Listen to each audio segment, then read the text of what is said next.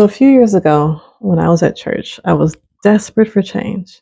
And I went up to the altar after everybody was gone and I spoke to this one minister. I will never forget him.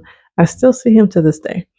And so I went up to him and I asked him, what do I need to do? Like, what is it? How do I get closer to God?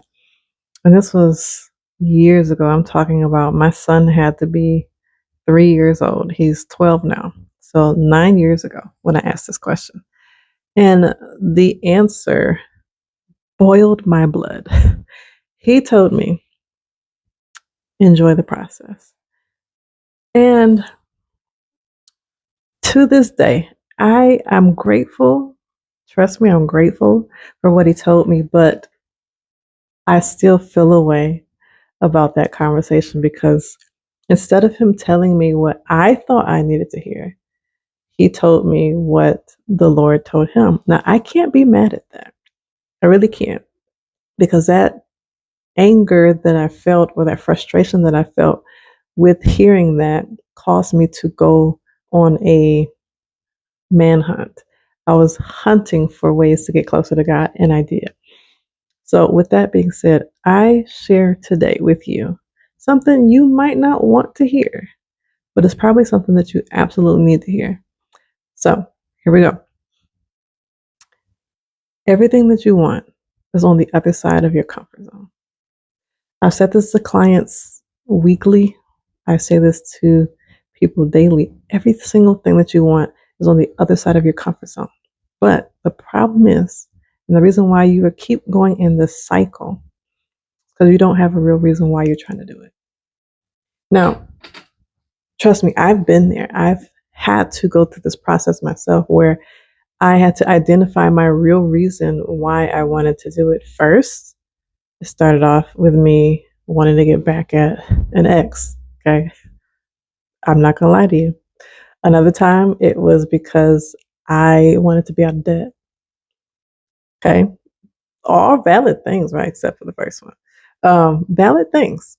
But it didn't come until maybe 2 years ago where I was super, super anchored in the reason why I want to do this. I want to do this because there are people coming after me.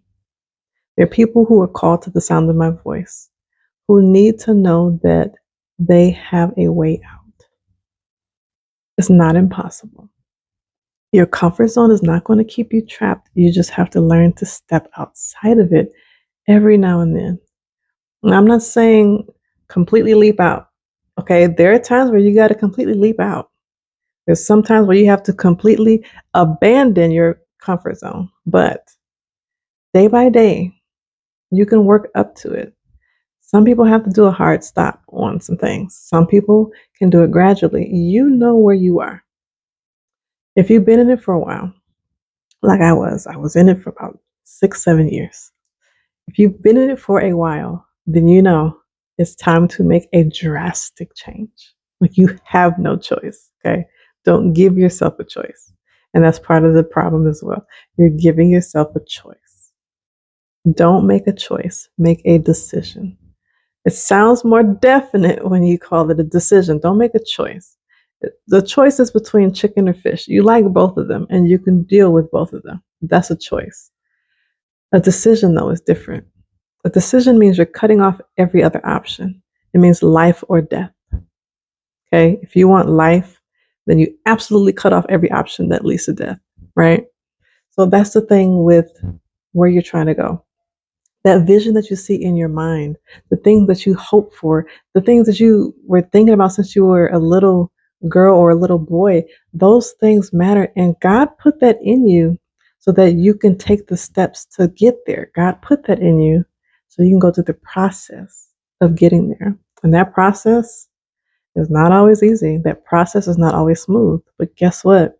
That process has a purpose. And the purpose of the process is to refine you. The purpose of the process is to rub off some spots that are kind of raggedy. It's to rub off some things that are a little bit sharp about you. The purpose of the process is to refine you, is to shape you, is to mold you, is to take off the baggage and then give you the things, the tools, the insights, the mentality that you need so that when you get to whatever the dream is, you're able to stay there. You've done the work. And now, because you've done all that work to get there, you're not so easily, swayed to go to the other side. You're not going to put yourself in a position to cause yourself to lose what you've gained. That's the whole thing. That's the purpose of the process. Everybody has their own process, though. But guess what? If you stay in your comfort zone, you're not going to get there. So I'm telling you today, your comfort zone is going to keep you in this cycle. Have a real reason. What is your real reason? You need to identify that.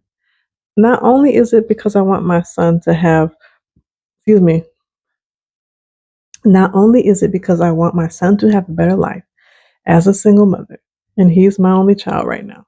I want him to have a better life. I want him to have quality education. I want him to be debt free. I want him to eventually go to college without having student loans. That's one thing. I want more for him. I want him to have a greater starting point than I did. Okay. That's one thing. But two, I understand that there are people who are in need of the gifting that God has given me.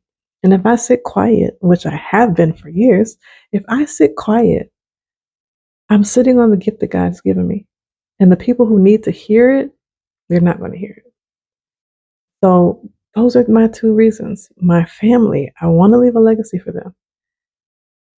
I want to do what God has called me to do.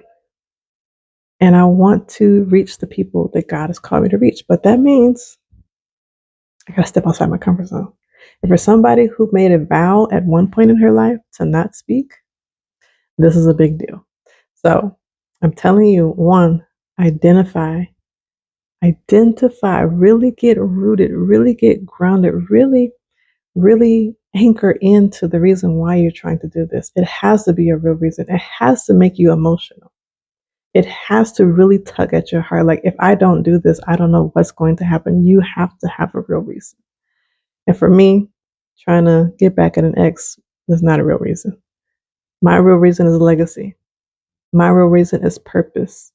My real reason is intentionality in relationships. I value relationships. So for me, those are a couple of my reasons why. And it tugs on my heart. It keeps me up at night. When I'm tired and I want to stop, I know I can't stop because it's not just about me. So your reason has to be outside of you. If it's just for you, you might get to it. But if it's for somebody else, if it's for people who you feel like are depending on you, then you'll not just get to it. You might get to it a little quicker because you understand you don't want to be the one holding this thing up. And for me, I've been the one holding this thing up. So I have to take a leap of faith. I have to step out and I have to do this. So I'm telling you, you're no different. We're all the same. Okay. I got a process to go through. You have a process to go through. But if you step outside of your comfort zone just a little bit every day, I'm not asking you to do a whole leap right now. Right now, I'm not asking you to do a whole leap. But I'm telling you, step outside of your comfort zone just a little bit every day. Try a new food. This is what I tell my coaching clients.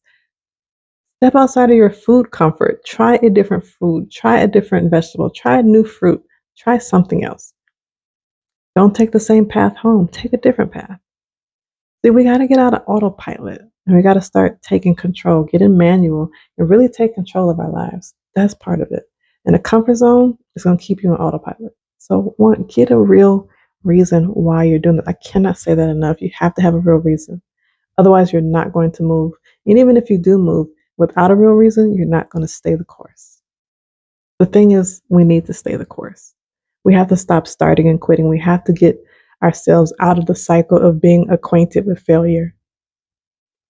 We got to stop being acquainted with failure. So get anchored in your reason. That's the first thing that you have to do. If you're having an issue doing that, I created a workbook that will help you like really figure out what you need to do. It helps you to really think about and reflect. Like, it forces you to reflect. When I wrote this workbook, when I created this workbook, it bothered me how much work I had to do. I didn't think I had to do that much work, just in my mental and emotional. I didn't think I had to do that much work, but it really helped me put things in perspective and understand, okay, this is my reason. This is the gifts that God has given me, and this is how I'm going to use these things. And there's so many times where I've downplayed my gifts, there's so many times where I've minimized them and lifted up other people's gifts. And that's, I'm just being honest. That's what I've done. But this workbook helped me to understand that I too have a gift. I too have power. I too have a purpose. And I'm telling you that you have power, you have a gifting, and you have a purpose. So if you need help, just not even identifying it, but putting it down in one place, this workbook is for you. So the workbook is linked in my description.